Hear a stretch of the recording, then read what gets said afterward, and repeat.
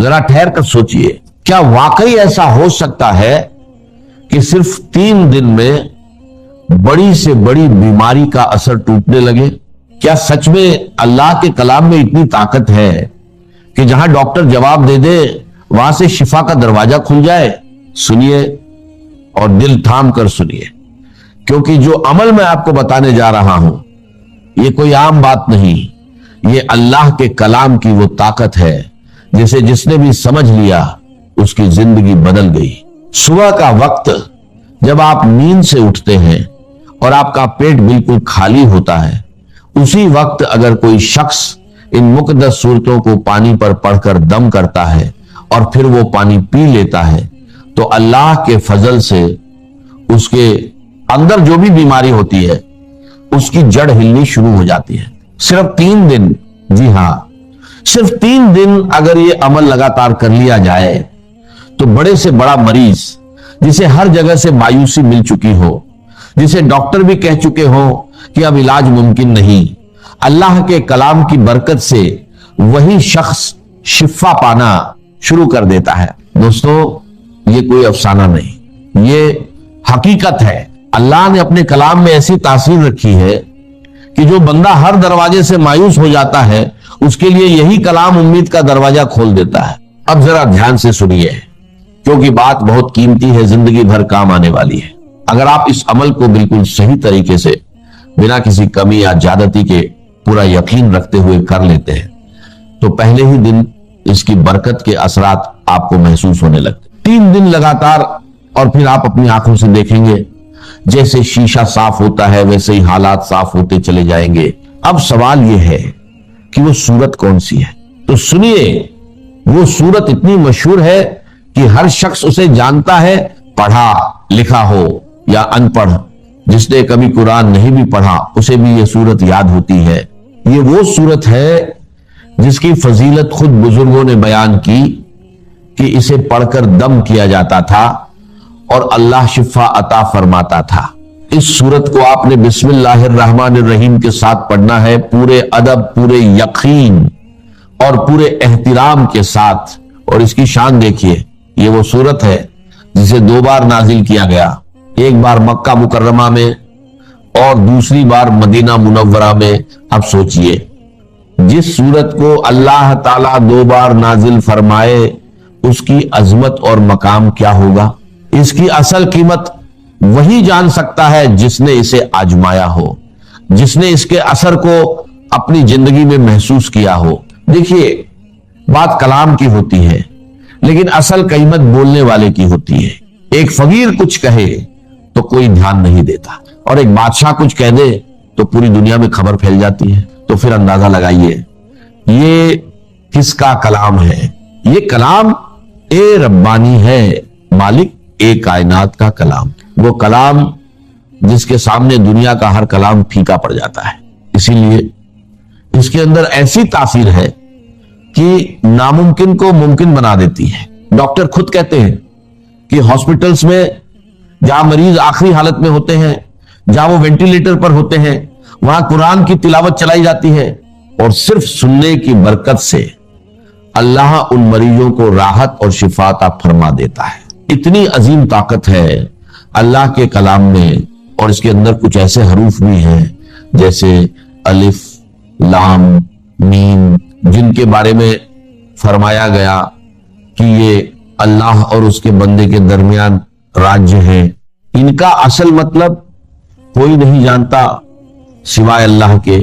تو جب ایسا کلام، ایسا مقدس راج آپ کے پاس موجود ہے تو پھر دیر کس بات کی؟ یقین کے ساتھ، ادب کے ساتھ اور مکمل طریقے سے اس عمل کو کیجئے، اور پھر خود اپنی آنکھوں سے دیکھیے کہ اللہ کا کلام آپ کی زندگی میں کیسی تبدیلی لاتا ہے، کیسے بیماریاں دور ہوتی ہیں اور کیسے بند راستے کھلنے لگتے ہیں۔ بس شرط ایک ہے، یقین، پورا یقین، کیونکہ جہاں یقین ہوتا ہے وہیں سے شفا شروع ہوتی ہے، اور جہاں اللہ کا کلام ہوتا ہے وہاں ناممکن بھی ممکن بن جاتا ہے۔ ذرا غور کیجئے، کتنی عظیم بات ہے کہ ہمیں قرآن پڑھانے والے خود صاحب ایک قرآن مصطفیٰ صلی اللہ علیہ وسلم ہے، اور 12 سال کی مدت میں آپ نے یہ کلام سکھایا. اب سوچئے اللہ تعالیٰ نے اپنے حبیب صلی اللہ علیہ وسلم کو کیا کیا عطا نہ کیا ہوگا. آسمانوں کے خزانے، علم کے دریا اور وہ نور جس کی کوئی انتہا نہیں. پھر اس آیت پر ذرا تدبر کیجئے. الرحمن علم القرآن، یعنی سکھانے والا خود رحمان ہے اور سیکھنے والے مصطفیٰ صلی اللہ علیہ وسلم ہے. تو اندازہ لگائیے یہ کیسا کلام ہے اور اس میں کتنی طاقت چھپی ہوئی ہے. یہ وہی کلام پاک ہے جس کی سب سے پہلی سورت سورہ فاتحہ شریف ہے. اب ذرا اس کی شان سنیے. یہ سورت نور بھی ہے، روشنی بھی ہے اور زندگی کو بدل دینے والی حقیقت بھی ہے. یہ وہ سورت ہے جو دلوں کو سکون دیتی ہے، جسمانی اور روحانی بیماریوں کا علاج ہے. ایسی کوئی بیماری نہیں جس کا حل اس سورت میں موجود نہ ہو. اگر آپ اس سورت کو پڑھ لیں اور اس کے ساتھ وہ دوسری سورت بھی پڑھیں جس کا ذکر آگے آئے گا تو یقین جانیے آپ حیران رہ جائیں گے کہ اللہ کے کلام میں کیسی زبردست تاثیر ہے. ذرا توجہ سے سنیے.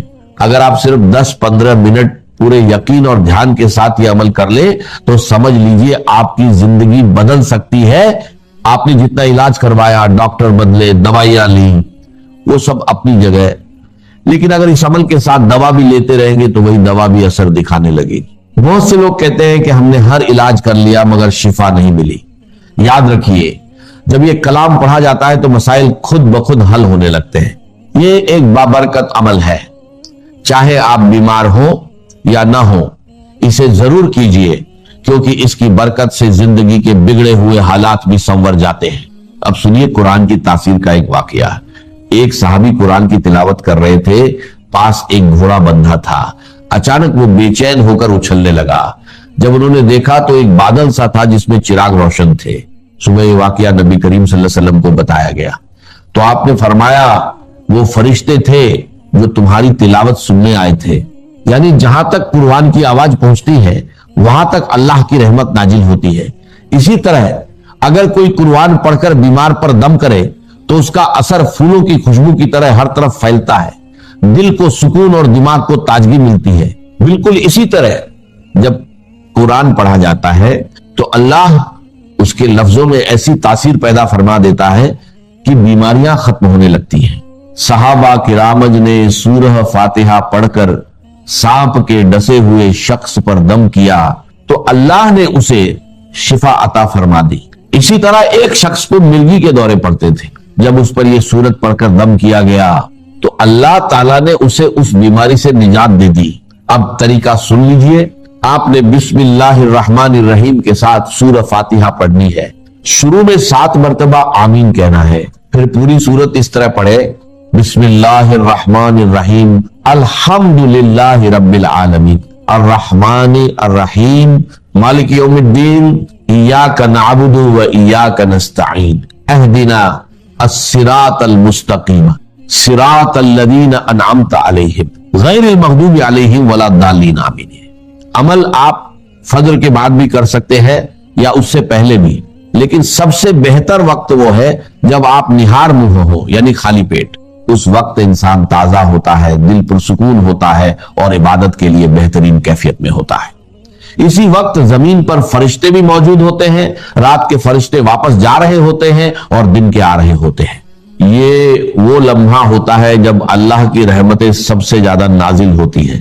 اب ایک خاص بات یاد رکھیے، ہر بار بسم اللہ الرحمن الرحیم کے ساتھ سورت پڑھنی ہے کیونکہ اسی میں اصل برکت چھپی ہوئی ہے. ایک بادشاہ کو سر درد رہتا تھا، بڑے بڑے حکیم اور ڈاکٹر اس کا علاج نہ کر سکے. ایک بزرگ نے اسے ایک ٹوپی دی. جب وہ پہنتا تو درد ختم ہو جاتا اور جب اتارتا تو درد واپس آ جاتا. جب اس نے ٹوپی کو کھول کر دیکھا تو اس میں ایک کاغذ تھا جس پر لکھا تھا بسم اللہ الرحمن الرحیم. یہ دیکھ کر وہ حیران رہ گیا اور اسلام کی حقیقت کو قبول کر لیا.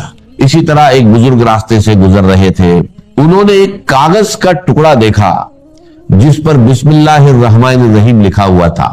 انہوں نے اسے اٹھایا، صاف کیا، خوشبو لگائی اور ادب کے ساتھ رکھ دیا. تو غیب سے آواز آئی، جس طرح تم نے میرے نام کی تعظیم کی میں تمہیں دنیا اور آخرت میں عزت عطا کروں گا۔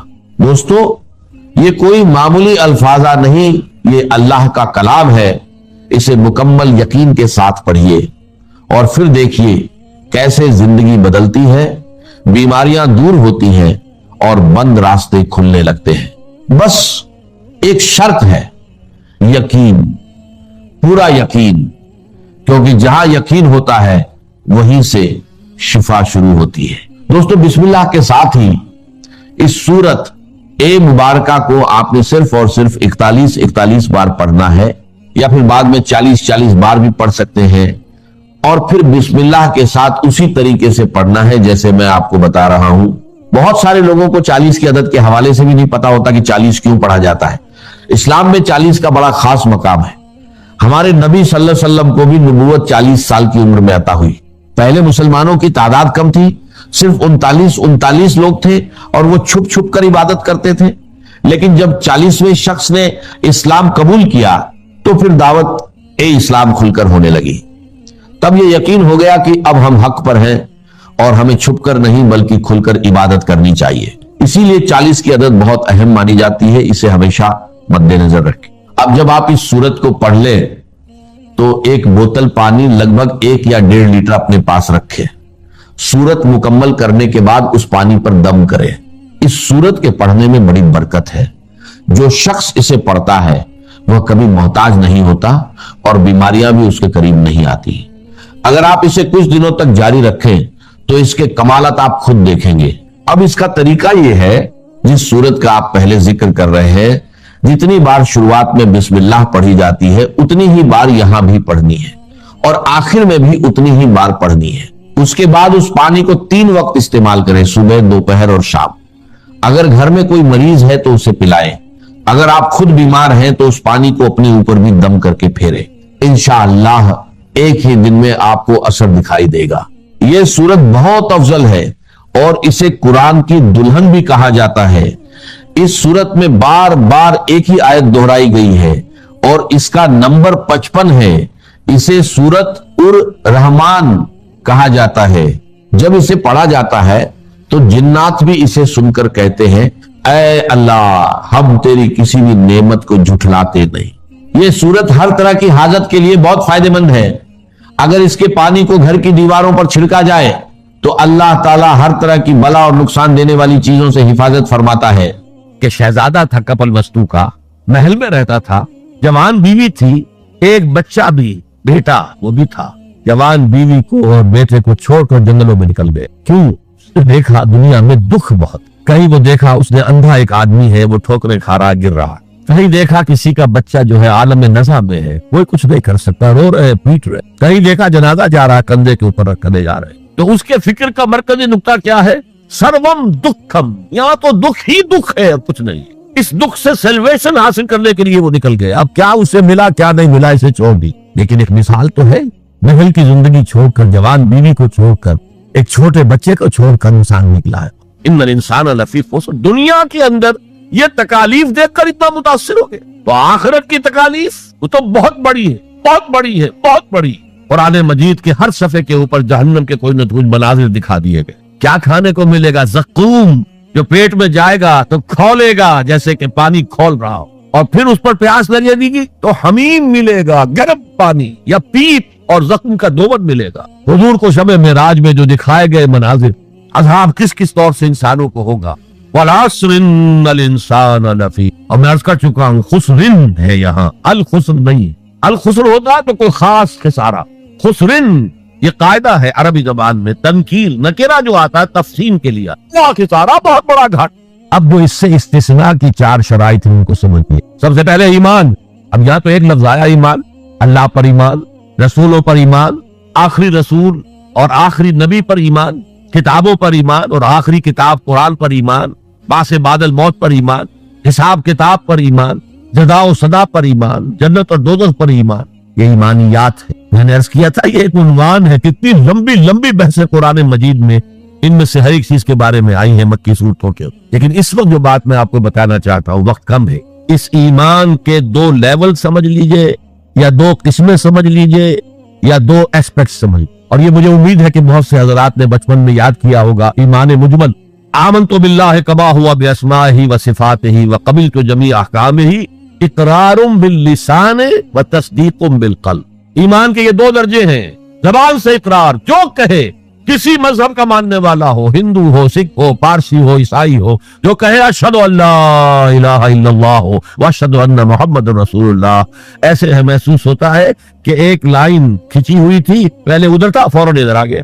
یہ ہے اقرار باللسان، اس کی حیثیت قانونی ایمان کی ہے۔ ظاہر بات ہے مسلمان باپ کی وراثت مسلمان بیٹے کو جا سکتی ہے، بیٹا مسلمان نہیں ہے تو وراثت نہیں پہنچے۔ Who is a Muslim and who is not a Muslim؟ یہ لیگل کوسچن مسلمان ریاستوں کے اندر دستور میں ہوگا کہ یہاں ہیڈ آف دی اسٹیٹ مسلمان ہوگا، تو کتنا بڑا لیگل کوسچن ہے کہ کون ہے واقعی مسلمان کون نہیں ہے، تو بہت اہم ہے۔ لیکن اس کا سارا معاملہ اس دنیا تک ہے کہ ہم ایک دوسرے کو مسلمان سمجھیں۔ میں اپنی بیٹی نکاح میں دے سکتا ہوں کسی مسلمان۔ اصل ایمان کیا ہے؟ تصدیق بالقلب، جب دل میں اتر جائے، دل میں کھپ جائے، وہ ہے اصل ایمان۔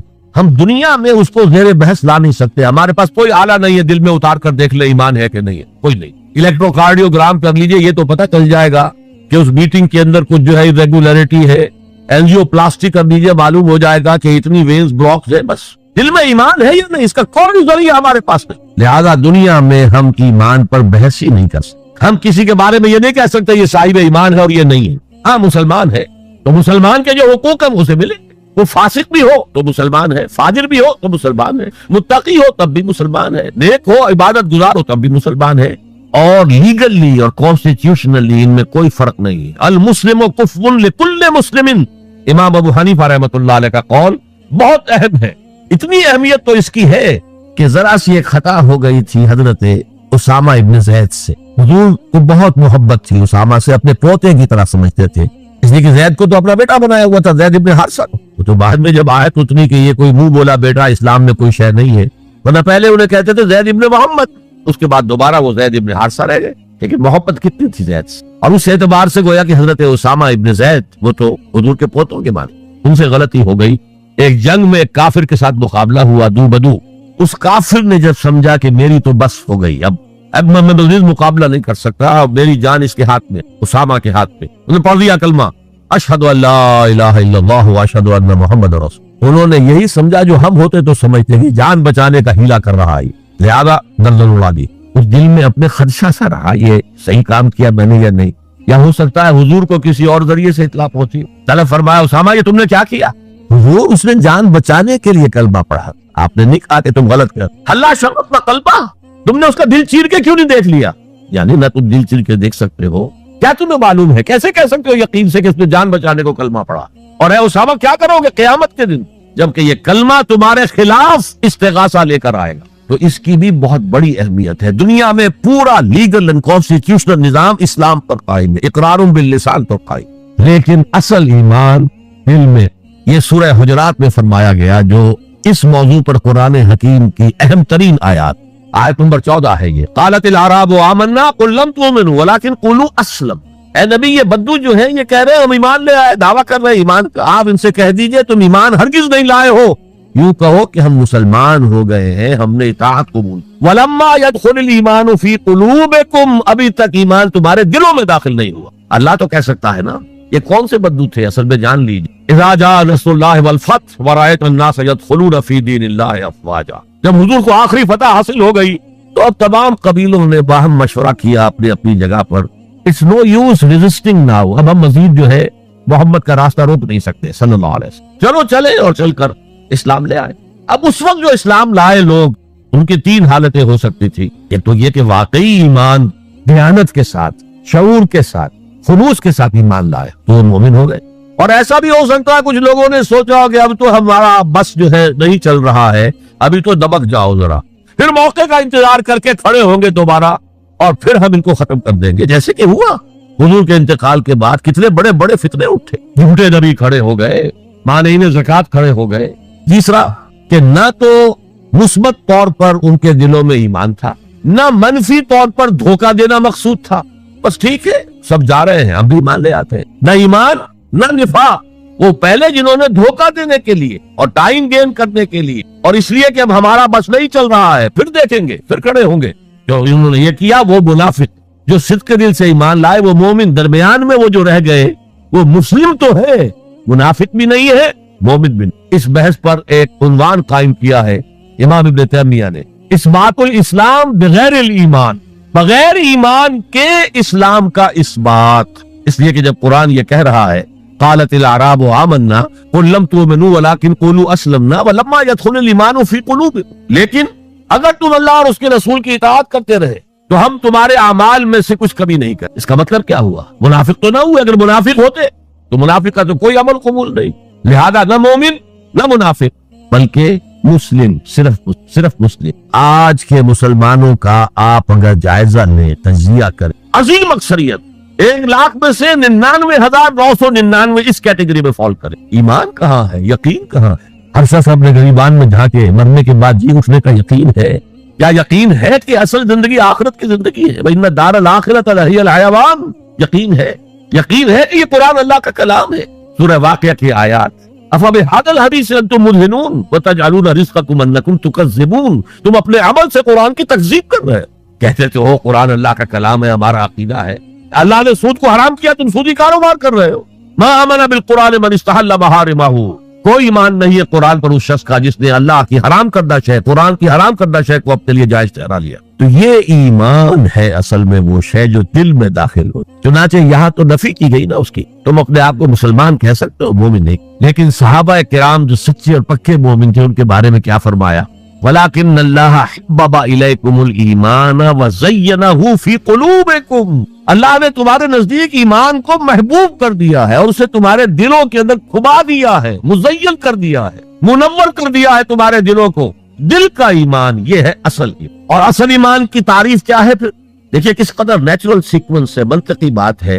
یہ بدو کہہ رہے ہیں ہم ایمان لے آئے، نبی کہہ دیجیے تم ایمان ہرگز نہیں لائے ہو، ما آمن تم نہیں آیا، لم تؤمنوا، یہ تاکید کے لیے ہوتا ہے، بہت تاکید، ہرگز ایمان نہیں لائے ہو۔ وَلَكِنْ قُولُوا أَسْلَمْنَا، بلکہ کہو کہ ہم اسلام لے آئے ہیں، ہم نے اطاعت قبول کر۔ وَلَمَّا يَدْخُلُ الْإِيمَانُ فِي قُلُوبِكُمْ، ابھی تب ایمان تمہارے دلوں میں داخل نہیں آیا۔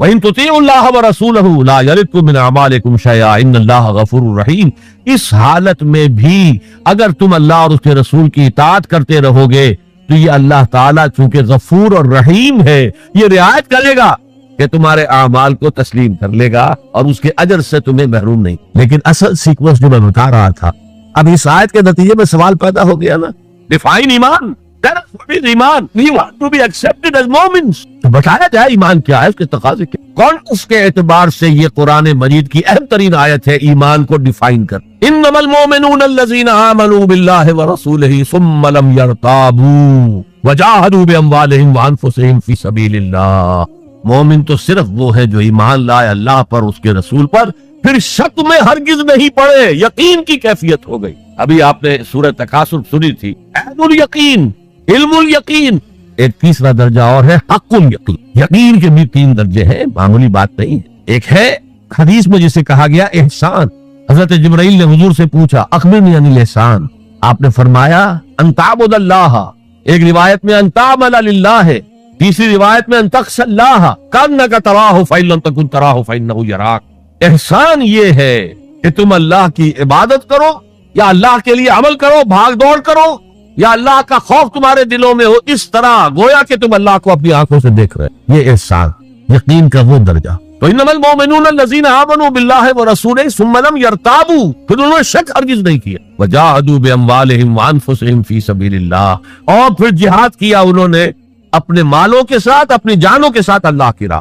یہ ذرا تفصیل طلب مسئلہ ہے، جہاد سے مراد کیا ہے، کسی اور موقع پر انشاءاللہ اس پر روشنی ڈالوں گا۔ لیکن اس وقت موضوع کے اعتبار سے کیا بات تھی کہ ایمان کے 2 درجے ہیں، ایک ایمان قانونی ہے جو اقرار باللسان پر مبنی، ایک ایمان حقیقی ہے جو قلبی یقین سے عبارت۔ اب ایک نیا مسئلہ سامنے آتا ہے، آیا اعمال ایمان کا حصہ ہے یا ایمان پر مستزاد کوئی حقیقت ہے اعمال صالحہ؟ کیونکہ اگلی شرط کیا ہے، وَعَمِلُوا الصَّالِحَاتِ إِلَّا الَّذِينَ آمَنُوا وَعَمِلُوا الصَّالِحَاتِ۔ اب اس میں آپ کو شاید حیرت بھی ہوگی، ہمارے 2 سب سے بڑے امام اس میں بالکل متضاد آراء رکھتے۔ امام ابو حنیفہ کہتے ہیں عمل ایمان کا حصہ نہیں ہے، وہ ایک علیحدہ ایڈیشنل چیز، اور وہ نہ گھٹتا ہے نہ بڑھتا ہے، ایک سٹیٹ میں رہتا ہے۔ یہ ہے رئیس الفقہاء اور سید المحدثین امام بخاری کہتے ہیں الایمان قول و عمل و یزید و ینقص، ہے نا متضاد بات. ایمان تو قول اور عمل کے مجموعے کا نام ہے. عمل صالح ایمان کے اندر انہیرنٹلی موجود ہے اور یہ گھٹتا بھی ہے بڑھتا بھی ہے. اصل میں ان دونوں میں تطبیق کیا ہے یہ سمجھ لی. کوئی بھی غلط نہیں کہہ رہا. امام ابو حنیفہ فقیہ ہیں، ان کا ذہن قانونی ہے. قانونی ایمان عمل سے علیحدہ ایک شے. گناہ کبیرہ کا مرتکب بھی کافر نہیں ہوتا، عمل علیحدہ شے. چوری کیا ہاتھ کاٹ دو لیکن وہ کافر نہیں ہو گیا. شادی شدہ نے زنا کیا ہے اس کو سٹوننگ کر کے اس کو مار دو لیکن اس کی نماز جنازہ پڑھنی ہوگی، ہے مسلمان، کافر نہیں. اس اعتبار سے وہ قانونی ایمان علیحدہ ہے، عمل علیحدہ.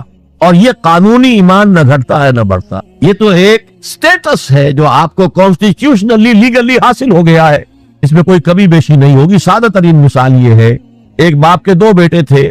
ہے ایک بڑا متقی ہے، تہجد گزار ہے، نیک ہے، عابد ہے، زاہد ہے. ایک فاسق و فاجر ہے لیکن ہے مسلمان. کیا وراثت میں اس متقی کو زیادہ حصہ ملے گا اور فاسق و فاجر کو کم ملے گا؟ نہیں. Legally they are equal. المسلم کف لکل مسلم، ہر مسلمان دوسرے تمام مسلمانوں کے برابر ہے. لیگل سٹیٹس یہ برابر ہے. جامد ہے، یہ نہ گھٹتا ہے نہ بڑھتا ہے. حالانکہ ایمان کا گھٹنا بڑھنا، وہ حقیقی ایمان کی بات کر رہے ہیں. امام ابو حنیفہ قانونی ایمان کی بات کر رہے ہیں.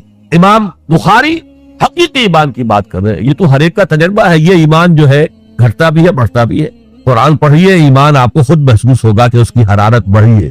اچھی صحبت میں بیٹھیے، ایمان بڑھے گا. آوارہ قسم کے لوگوں میں بیٹھ کر گپے لڑائیے، ایمان گھٹے گا. خود محسوس ہو جائے گا کہ کوئی برف کی طرح کچھ ہے اندر پگھل رہی. قرآن میں آتا زادتہم ایمانا، ان کے ایمان کے اندر اضافہ ہو گیا. تو کیسے کہا جا سکتا ہے ایمان گھٹتا بڑھتا نہیں؟ ایمان حقیقی گھٹتا بھی ہے بڑھتا بھی. لیکن قانونی ایمان یہ ایک جامد سٹیٹس ہے، ایک لیگل کانسٹیٹیوشنل سٹیٹس ہے. یہ نہ گھٹتا ہے نہ بڑھتا. اور عمل اس کے اندر داخل نہیں ہے، عمل اس پر مستزاد ہے، علیحدہ ہے. تو پہلی شرط کے بارے میں اس قدر باتیں میں نے بتائی، زیادہ تفصیل میں جانے کا موقع دے. اب دوسری شرط کیا؟ وعمل الصالحات. دیکھیے عربی زبان میں عمل اور فعل یہ دونوں الفاظ مترادف ہیں. تفعلون، یفعلون، تعملون، یعملون، لیکن ان دونوں میں فرق ہے. فعل کوئی بھی فعل ہے جو آپ سے سرزد ہو گیا، چاہے ارادی طور پر چاہے غیر ارادی طور پر. عمل وہ ہے جو ارادے کے تحت کیا جائے، جس میں جد و جہد ہو، جس میں محنت ہو، جس میں مشقت پڑتی. تو فعل اور عمل کے درمیان زمین و آسمان کا. عمل محنت چاہتا ہے، جد و جہد چاہتا ہے، سعی چاہتا. اور صالح سے مراد کیا ہے؟ باصلاحیت، جس میں گو کرنے کی صلاحیت ہو. صالح اس عمل صالح جس سے کہ انسانی شخصیت نشو و نما پائے، اس کی انٹرنل پرسنالٹی. اقبال کے اصطلاح میں اس کی خودی، اس کی انا، اس کی ایگو، اس کی روحانی شخصیت ترقی پائے، نشو و نما پائے، بلندی پر جائے، اس مقام کو حاصل کرنے کی کوشش کرے کہ جس مقام پر اللہ نے انسان کو پیدا کیا تھا. والتین والزیتون وطور سینین وہذا البلد الامین لقد خلقنا الانسان فی احسن تقویم. بہترین سطح پر پیدا کیا، مسجود ملائک بنایا، اپنا خلیفہ قرار دیا. ثم رددناہ اسفل سافلین، پھر نیچوں میں سب سے نیچے پھینک دی. فرشتے ہم سے اونچے، جنات بھی ہم سے اونچے. جنات کہاں کہاں تک جاتے ہیں؟ میرا یہ خیال ہے کہ کم سے کم سولر سسٹم تک تو جنات کی رسائی ہے.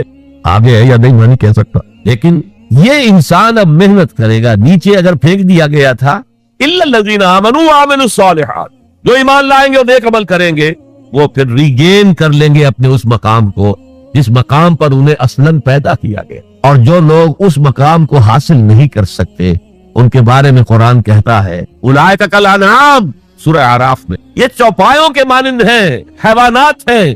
بل ہم اضل، بلکہ ان سے بھی گئے. کیوں؟ حیوان کو جس سطح پر پیدا کیا گیا اس پر اپنی زندگی گزار رہا ہے، اس سے اوپر کی کوئی صلاحیت دی ہی نہیں گئی. انسان کو لقد خلقنا الانسان فی احسن تقویم، اگر انسان حیوان کی سطح پر گر جائے جیسے کہ آج گر چکا ہے تو وہ حیوانات سے بدتر. اولئک کالانعام بل ہم اضل لہم قلوب لا یفقہون بہا لہم اعین لا یبصرون بہا لہم آذان لا یسمعون بہا.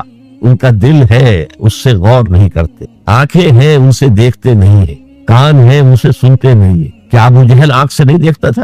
کیا ابو جہل کان سے نہیں سنتا تھا؟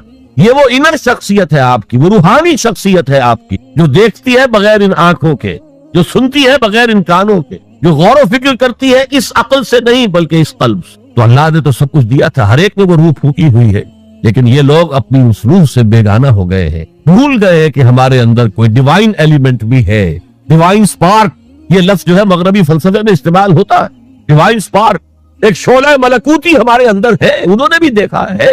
لیکن آج کا انسان خاص طور پر ڈارون کے نظریے کے پھیلاؤ کی وجہ سے، یہ نظریہ بایولوجی کے میدان کا نظریہ تھا اور بایولوجی کے میدان میں اسے تقریباً ریجیکٹ کیا جا چکا، لیکن سوشل سائنسز میں اس طرح پرمیٹ کر چکا، سوشالوجی میں، سائیکالوجی میں اس طرح پرمیٹ کر گیا ہے کہ آج کا انسان اپنے آپ کو سوائے حیوان کے کچھ نہیں سمجھتا۔ یہ ہیومن ٹریجڈی سب سے اونچی ہے، وہ شرف جو اللہ نے عطا کیا تھا، وہ مقام اور مرتبہ جو اللہ نے عطا کیا تھا، اس سے انسان خود مستعفی ہو گیا۔ نتیجہ کیا نکلا ہے کہ جیسے ہم کہتے ہیں کہ گھوڑا اور گدھا کیا فرق ہے؟ گھوڑا ذرا ریفائنڈ اینیمل ہے، کم غلط ہے اس میں، گدھا بیچارہ کورس اینیمل ہے، باقی فرق کیا ہے یہ بتائیں۔ اسی طرح انسان اور شمپینزی اور گوریلا میں کیا فرق ہے یہ بتائیں ہمیں۔ عمل صالح جو ہے وہ اس لیے ہے، اور یہ بھی نوٹ کر لیجئے، جب یہ صورت اتری تو عمل صالح سے کیا برا تھا؟ شریعت تو ابھی نازل نہیں ہوئی، عمل صالح ایک ہی تھا، ان الذین قالوا ربنا اللہ ثم استقاموا، جنہوں نے کہا ہمارا رب اللہ ہے پھر جم گئے، چاہے مارا جا رہا ہے، چاہے دہتے ہوئے انگاروں پر لٹایا جا رہا ہے۔ خباب بن الارت رضی اللہ تعالی عنہ لوہار تھے پیشے کے اعتبار سے، بلایا گیا، حضور پر ایمان لے آئے تھے، انگارے زمین پر بچھا دیے گئے، دہتے ہوئے انگارے، کہا اتارو کرتا، اتار دیا، لیٹ جاؤ، لیٹ گئے انگاروں کے اوپر، اس لیے کہ حضور کا حکم یہ تھا چاہے تمہارے ٹکڑے کر دیں، چاہے تمہیں بھون دیں، تم نے کوئی جوابی کارروائی نہیں کرنی۔ کفو ایدیکم، اپنے ہاتھ بندے رکھ۔ قرآن میں تو یہ کہیں جا کر سورہ نساء میں حکم آیا، ایک زمانہ تھا جب کہ تمہیں حکم تھا کہ اپنے ہاتھ روکے رکھو، مکے میں یہ حکم حضور نے دیا تھا، لہذا لیٹ کے پیٹھ کی کھال جلی، چربی پگھلی، اس سے وہ انگارے ٹھٹ۔ ان الذین قالوا ربنا اللہ ثم استقاموا، پھر جنگ یا صرف ایک عبادت دی گئی تھی، راتوں کو کھڑے رہا کر، یا ایھا المزمل قم اللیل الا قلیلا نصفہ او انقص منہ قلیلا او زد علیہ ورتل القرآن ترتیلا۔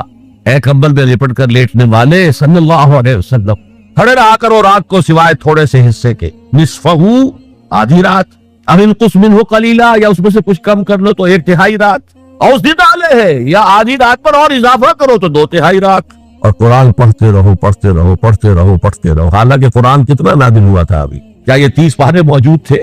جو چند آیتیں اتری ہیں، repeat and repeat and repeat and repeat, hammer them down into your heart and brain, یہ عبادت۔ باقی نہ ابھی 5 وقتہ نماز ہے، نہ روزہ ہے، کوئی شے نہیں، نہ سود حرام ہے، نہ شراب حرام ہے۔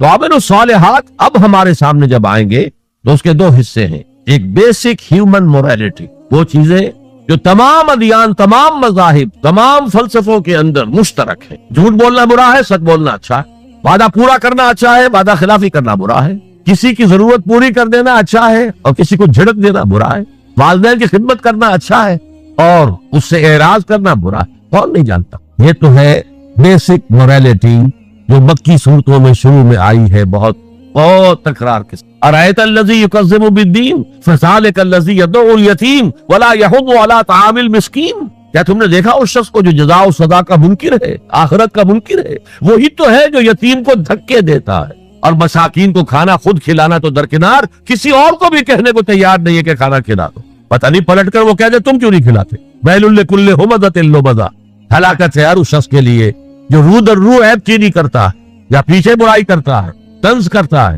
ویل لکل ہمزۃ لمزہ الذی جمع مالا وعددہ، مال جمع کرتا ہے، گنتا رہتا ہے، اب میرا بیلنس شیٹ یہاں آ گیا ہے، اب بیلنس شیٹ یہاں آ گیا ہے، پہلے اتنے کروڑ کے ایسٹس تھے، آج اتنے کروڑ کے، اسی حساب کتاب میں بیسک ہیومن موریلٹی اور شریعت کے احکام یہ دونوں آئیں گے۔ اب وہ شریعت پوری ہو چکی محمد رسول اللہ صلی اللہ علیہ وسلم پر، اب ہمیں اس پر عمل کرنا ہے، اور یہ تو بوجھ نہیں ہے، یہ ہماری شخصیت کی نشو و نما کے لیے۔ میں ایک مثال دیا کرتا ہوں، آپ کسی پہاڑی اسٹیشن کی طرف جا رہے ہو، گرما کا صدر مقام کوئی ہوتے ہیں، پہاڑی شملہ ہوتا تھا کبھی، تو آپ دیکھیں گے سڑک پر جہاں وجہ نشانات لگے ہوئے، یہاں سپیڈ کم کر لو ورنہ ٹرن ایسا آ رہا ہے کہ ہو سکتا ہے کہ سپیڈ کم نہ ہو تو تمہاری گاڑی جو ہے وہ سیدھی کھائی میں جائے۔ تو یہ جو کوشچنز ہیں یہ اس کی بھلائی کے لیے ہے۔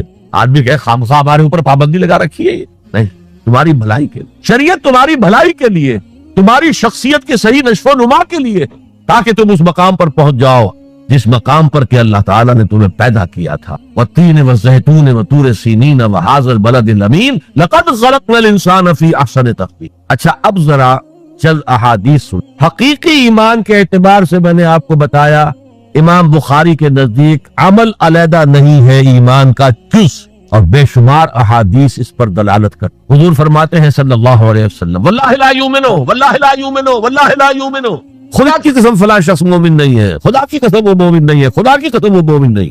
صحابہ لرز گئے، کانپ گئے. کون ہے بدبخت اور شقی جس کے بارے میں اللہ کے رسول 3 مرتبہ اللہ کی قسم کھا کر کہہ رہے کہ وہ مومن نہیں؟ پوچھا گیا من یا رسول اللہ، اللہ کے رسول کون؟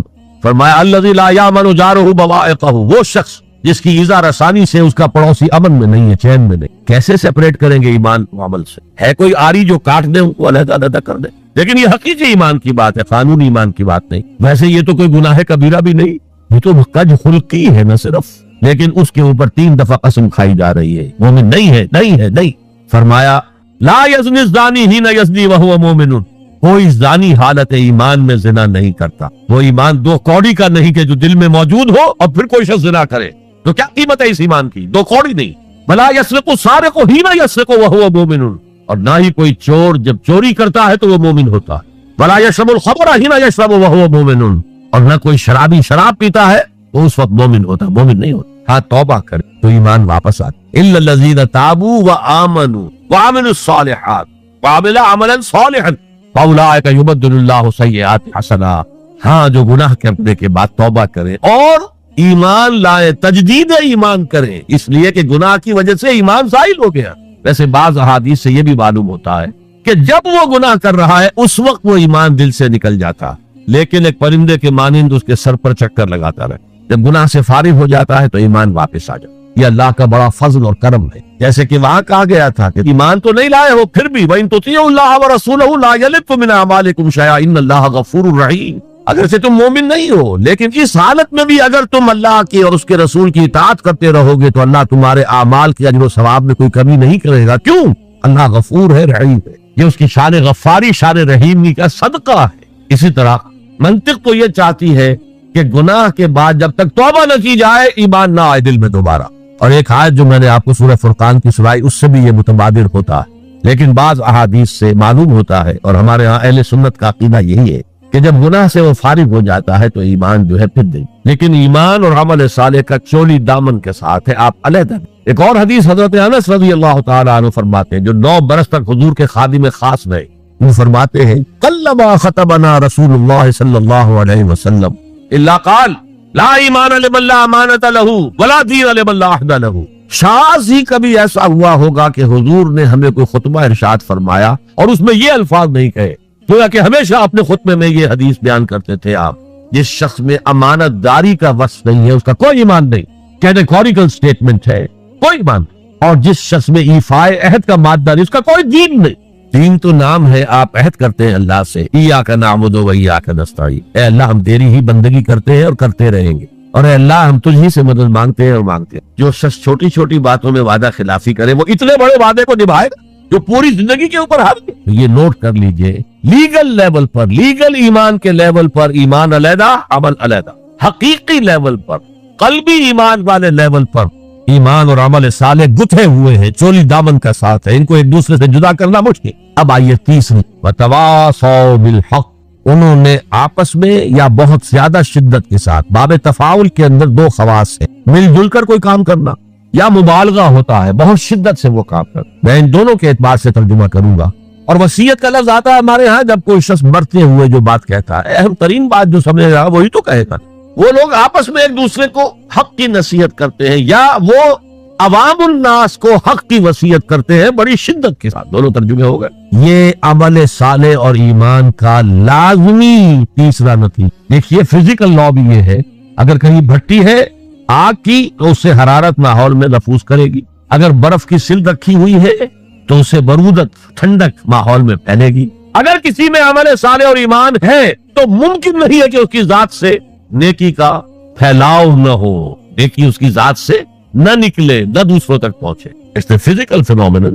نمبر 2، یہ شرافت اور مروت کا تقاضا ہے. اگر آپ کو اللہ نے ہدایت دی ہے شیئر اٹ ود ادرس، شرافت، مروت. حضور نے فرمایا لا یؤمن احدکم حتی یحب لاخیہ ما یحب لنفسہ، تم میں سے کوئی شخص مومن نہیں ہو سکتا جب تک کہ وہ اپنے بھائی کے لیے بھی وہی بات پسند نہ کرے جو اپنے لیے پسند. اگر تم اسلام لے آئے ہو، ایمان لائے ہو، نیک عمل کر دیے، بھائی اپنے بھائیوں تک پہنچاؤ. جن سے تمہیں محبت ہے، جن کے ساتھ خلوص ہے، جن کے ساتھ اخلاص ہے۔ یہ دوسری بنیاد ہے کہ ایمان اور عمل صالح سے تواصی بالحق خود بخود برآمد ہو۔ اور ایک تیسری بات ہے حمیت۔ میں یہاں آپ کو ایک حدیث سنا رہا ہوں۔ ایک طویل عرصے تک اپنے زمانہ طالب علمی میں یہ حدیث خطبہ جمعہ میں سنتا رہا۔ مولانا تھانوی رحمۃ اللہ علیہ نے جو خطبات جمعہ مرتب کی ان میں یہ ہے، حضور ارشاد فرماتے ہیں اوحى اللہ عز وجل الى جبرائیل علیہ الصلوۃ والسلام ان اقلب مدینۃ کذا وکذا باہلہ۔ اللہ تعالیٰ نے وحی کے ذریعے سے حکم دیا حضرت جبرائیل کو کہ فلاں فلاں بستیوں کو الٹ دو، تلپٹ کر دو۔ جیسے سدوم اور عمورہ کی بستیوں پر عذاب آیا تھا، ویسا عذاب ان بستیوں کے اوپر لے آؤ۔ قال فقال، حضور فرماتے ہیں کہ اس پر حضرت جبرائیل نے عرض کیا یا رب ان فیہا عبدک فلان لم یعصک طرفۃ عین، اے اللہ میں اس بستی کو الٹ دوں، اس میں تو تیرا فلاں بندہ بھی ہے جس نے کبھی پلک جھپکنے جتنی دیر بھی کسی گناہ میں بسر نہیں کی۔ اب آپ کسی آدمی کی نیکی کا تصور کیجئے، یہ گواہی دینے والے کوئی کرائے کے گواہ نہیں ہے جو عدالتوں میں پھرتے رہتے ہیں، جو چاہو گواہی دلوا لو، اتنے پیسے چاہیے۔ جبرائیل ہے، اور کس کی جناب میں کہہ رہے ہیں جہاں ابو جہل بھی جھوٹ نہیں بول سکے گا۔ یا رب ان فیہا عبدک فلان لم یعصک طرفۃ عین، الٹ دوں اس بستی۔ اب جواب سنیے، قال فقال، حضور فرماتے ہیں اس پر اللہ نے فرمایا اقلبھا علیہ وعلیہم، الٹو اس بستی کو، پہلے اس بدبخت پر اور پھر دوسروں پر۔ فإن وجہہ لم یتبعر فی ساعۃ قط، اس لیے کہ میری غیرت کی وجہ سے کبھی اس کے خون نے جوش نہیں مارا، اس کا چہرے کے اوپر خون نہیں آیا۔ آپ کو کوئی ماں کی گالی دے، اگر تو آپ میں جان ہے تو وہ جانے دیں گے اس کو، اور اگر جان نہیں ہے، آپ اس کا مقابلہ نہیں کر سکتے، تب بھی غصہ آئے گا، کانپیں گے آپ غصے کی وجہ سے، چہرہ آپ کا سرخ ہو جائے گا، یہ تو کم سے کم ہوگا نا۔ لیکن یہ اللہ کا بندہ اپنی نیکی میں لگا رہا، اس نے دیکھا نہیں ماحول میں کیا ہو رہا ہے، ماحول میں اللہ کی شریعت کی دھجیاں بکھیری جا رہی ہیں، ماحول میں اللہ کے احکام بہت پہلے رونے جا رہے، یہ لگا رہا تو فقط اللہ اللہ اللہ، یہ زیادہ بڑا مجرم، لہذا بستی کو پہلے اس پر پلٹو اور پھر دوسروں کو۔ یہ ہے تعلق تواصی بالحق کا ایمان اور عمل صالح کا۔ یہ میں پہلے عرض کر چکا ہوں، اس تواصی بالحق میں اصطلاحات بہت سی ہیں۔ حق کی دعوت دینا، اللہ کی طرف دعوت دینا حق ہے نا، اللہ کی ذات حق ہے۔ ذالک بان اللہ هو الحق، تو تواصی بالحق میں کیا ہوگا؟ ادعو الی سبیل ربک بالحکمۃ والموعظۃ الحسنۃ وجادلهم بالتي احسن، یہ بھی تواصی بالحق ہے۔ نیکی کا حکم تو بدی سے روکو، تأمرون بالمعروف وتنہون عن المنکر، یہ بھی تواصی بالحق ہے۔ اور اس کے درجات کہاں سے کہاں تک ہے۔ اگر بچے کہیں گلی میں کھیل رہے ہیں، کرکٹ کھیل رہے، آپ ان سے کہتے ہیں بیٹو یہ یہاں پر کھیلنے کی جگہ نہیں ہے، آپ کسی گاڑی کا شیشہ توڑیں گے، آپ کی گیند جو ہے اس سے کسی گاڑی کو نقصان پہنچے گا، کسی انسان کو چوٹ لگ جائے گی، پھر کیا آپ بچ کر چلے جائیں گے وہاں سے؟ آپ کون ہوتے ہیں؟ ہوگی کہ نہیں؟ ریزنٹمنٹ ہوگی کہ نہیں؟ کبھی بھی اس تواصی بالحق کو خندہ پیشانی سے نہیں سنا گیا، نہیں برداشت کی۔ اور اگر کچھ لوگ سمجھتے ہیں کہ ہم تواصی بالحق کر رہے ہیں، پھر بھی معاشرہ اس سے کچھ نہ کہے، انہیں کوئی تکلیف نہ پہنچائے، اس کا مطلب ہے انہوں نے حق کا کوئی ایسا حصہ لیا ہے کہ جو لوگوں کی دکھتی رگ کو نہیں چھیڑتا، اس سے بچ بچ کر چل رہے۔ اگر وہ حق کامل ہو تو باطل کبھی تسلیم نہیں، باطل ریٹیلیٹ کرے۔ اب آپ سنیے ایک اور بات، یہ چھوٹا حق تھا کہ بیٹو یہاں نہ کھیلو، کسی گراؤنڈ میں جا کے۔ سب سے بڑا حق کیا ہے؟ اس کائنات کا خالق، مالک اور حاکم اللہ، اس کا حکم یہاں نافذ ہونا چاہیے، یہ حق ہے۔ اگر نہیں ہے تو اللہ کے خلاف بغاوت ہے۔ اس کی آپ اگر تلقین کریں گے تو آپ ایگزسٹنگ سسٹم کے باغی قرار پائے۔ پوری دنیا میں secularism, sovereignty of the people, تم کیا کہہ رہے ہو؟ تمہاری یہ ڈفلی کیا بجا رہی ہے؟ خدا کی ساورنٹی، یہ سب سے بڑا حق ہے۔ اس حق پر جو بھی ریزنٹمنٹ ہوئی تھی بچوں میں، جیسے جیسے ستائے گئے تھے حضور اور آپ کے صحابہ، وہ آپ کے، اگر تواصی بالحق ہو رہا اور ریزنٹمنٹ نہ ہو تو پھر آپ حق کی تعلیم نہیں دے رہے، اس کے کسی ایسے جز کی دے رہے ہیں کہ جس سے کسی کو کوئی نقصان نہ پہنچتا ہو۔ بس یہ کوئی جنٹل مین ایگریمنٹ ہے اپنا وقت کے نظام کے ساتھ، ہم تمہیں چھیڑیں گے نہیں، باقی ہمیں واز کہہ رہے تو کہہ جاؤ۔ اسی لیے فرمایا من رأى منکم منکرا فلیغیرہ بیدہ، جو شخص تم میں سے کسی منکر کو دیکھے، کسی بدی کو دیکھے، کسی خلاف حق بات کو دیکھے، اس کا فرض ہے کہ اسے طاقت کے ساتھ اپنے ہاتھ سے روکے۔ فإن یستطع، اگر اس کی طاقت نہ ہو، فبلسانہ، تو زبان سے تو کہہ دو کہ خدا کے بندے یہ کام نہ کرو، یہ غلط ہے، یہ حرام کام ہے، اللہ کے غضب کو دعوت نہ دو، یہ تو کہہ دو۔ اور اگر زبانوں پر بھی تالے ڈال دیے گئے ہو تو پھر کم سے کم دل سے شدید نفرت، اگر یہ بھی نہیں ہے تو پھر ایمان نہیں۔ ذالک اضعف الایمان، یہ ایمان کا کمزور ترین درجہ۔ من رأى منکم منکرا فلیغیرہ بیدہ، فإن لم يستطع فبلسانه فإن لم يستطع فبقلبه وذلك اضعف الایمان، یہ ایمان کا کمزور ترین درجہ۔ اگر یہ بھی نہیں ہے، بدی کو پھیلتے ہوئے پھلتے ہوئے پھولتے ہوئے ہم دیکھ رہے ہوں اور ہماری نیند میں بھی خلل نہ آئے، ہماری غیرت جوش میں نہ آئے، ہم اس کو بدلنے کی کوئی صحیح نہ کریں، ہمیں اس کا افسوس تک نہ ہو، وائے ناکامی مکائے کارواں جاتا رہا، کارواں کے دل سے احساس زیاں جاتا رہا، تو پھر ایمان کا کیا سوال۔ اسی مضمون کی ایک اور حدیث ہے، یہ حضرت ابو سعید الخدری رضی اللہ تعالیٰ عنہ سے، اور مسلم شریف کی روایت ہے جو میں نے آپ کو سنائی، اسی مسلم شریف میں عبداللہ ابن مسعود سے روایت، قال النبی صلی اللہ علیہ وسلم ما بعث اللہ من نبی فی قومہ من قبل الا کان له اصحاب وحواریون یاخذون بامرہ ویقتدون بسنتہ۔ اللہ تعالیٰ نے جس قوم میں بھی کسی نبی کو مبعوث کیا، اس میں اس کے کچھ نہ کچھ صحابہ، کچھ حواری ہوتے تھے، تھوڑے ہو زیادہ، وہ کیا کرتے تھے؟ اپنے نبی کی سنت کو مضبوطی سے پکڑ لیتے اور ان کے حکم کی پیروی کرتے۔ ثم انہا تخلف من بعدہم خلوف، پھر ہمیشہ ایسا ہوتا رہا کہ ان کے بعد ایسے ناخلف پیدا ہو گئے، یقولون ما لا یفعلون ویفعلون ما لا یؤمرون، جو کہتے تھے جو کرتے نہیں تھے، اور کرتے وہ تھے جس کا حکم نہیں دیا گیا۔ میلاد النبی کے جلوس نکل رہے، اللہ کے رسول نے حکم دیا تھا، کرتے وہ ہے جس کا حکم نہیں دیا گیا۔ یفعلون ما لا یؤمرون ویقولون ما لا یفعلون، اور کہتے وہ ہیں جو کرتے نہیں۔ اب سنیے، فمن جاہدہم بیدہ فہو مومن، جو ایسے لوگوں کے خلاف مسلمان ہوں گے نا وہ، ثم انہا تخلف من بعدہم خلوف، یہ غیر مسلموں کی بات نہیں ہو رہی ہے، مسلمانوں کی، مسلمان حکمران آئے سے، فمن جاہدہم بیدہ فہو مومن، جو کوئی ان کے خلاف جہاد کرے گا ہاتھ سے، طاقت سے، وہ مومن ہوگا۔ ومن جاہدہم بلسانہ فہو مومن، اور جو ان سے جہاد کرے گا زبان سے، وہ مومن ہوگا۔ ومن جاہدہم بقلبہ فہو مومن، جو دل سے جہاد کرے گا، یعنی دل سے شدید نفرت رکھے گا، فہو مومن، وہ بھی مومن ہوگا۔ ولیس وراء ذلک من الایمان حبۃ خردل، اس کے بعد تو ایمان رائی کے دانے کے برابر بھی نہیں۔ یہ ہے تواصی بالحق، حق کی وصیت کر۔ اچھا، اس میں جو دوسرا پہلو میں نے گنوایا تھا، ایک ہے اس کا عام مفہوم، لوگوں کو پوری شدت کے ساتھ حق کی طرف دعوت دینا، حق کی وصیت کرنا، امر بالمعروف کرنا، نہی عن المنکر کرنا، دین کی طرف بلانا۔ ایک یہ آپس میں حق کی وصیت، یہاں سے تصور ابھرتا ہے کہ جو لوگ ایمان اور عمل صالح کی وادیوں میں سے گزر رہے ہیں، انہیں ایک جماعتی شکل میں ہونا چاہیے، اور اس جماعت کی روح ہونی چاہیے تواصی بالحق۔ آپ کا ایک بھائی غلطی کر رہا ہے، روکیے اس کو، آپ کا ایک ساتھی اس کی کچھ ہمت جواب دے رہی ہے، اس کو حوصلہ دیجیے، اس کو بڑھائیے۔ یہ تواصی بالحق نہیں ہوگا تو جماعتی زندگی جو ہے وہ کمزور ہوتی ہے۔ اس کو مولانا فراہی رحمۃ اللہ علیہ نے لکھا ہے کہ اس تواصی سے پہلے تو ایک جماعتی زندگی لازم آتی ہے، اور پھر نظام خلافت کا قیام لازم آتا ہے۔ اس لیے کہ ایک کام ہے یہ تواصی بالحق کا جو ہم اپنے معاشرے میں کریں، ایک ہے اس کا کام جو پوری عالمی سطح پر ہو۔ یہ عالمی سطح پر کون کرے گا؟ جب خلافت کا نظام قائم ہوگا تب وہ عالمی سطح پر ہو۔ وجوب قیام خلافت، یہ مولانا فراہی نے اپنی تفسیر سورۃ العصر کے اندر بیان کیا۔ یہ تواصی کے لفظ اور یہ جماعتی زندگی نوٹ کر لیجئے۔ حضور نے فرمایا ید اللہ علی الجماعہ، اللہ کا ہاتھ جماعت کے اوپر ہوتا، یعنی اللہ کی تائید، اللہ کی نصرت جماعت کے ساتھ۔ حضرت عمر فرماتے لا اسلام الا بالجماعہ ولا جماعہ الا بالامارہ ولا امارہ الا بالاطاعہ، جماعت کے بغیر کوئی اسلام نہیں، اور امارت کے بغیر کوئی جماعت نہیں، اور اطاعت کے بغیر کسی امیر کا کوئی فائدہ ہی نہیں، اس کا حکم مان۔ تو تواصی بالحق کے ضمن میں ایک اجتماعی زندگی ناگزیر، اسے ایک بڑے پیمانے پر کرنے، اور سب سے بڑا پیمانہ کیا ہوگا؟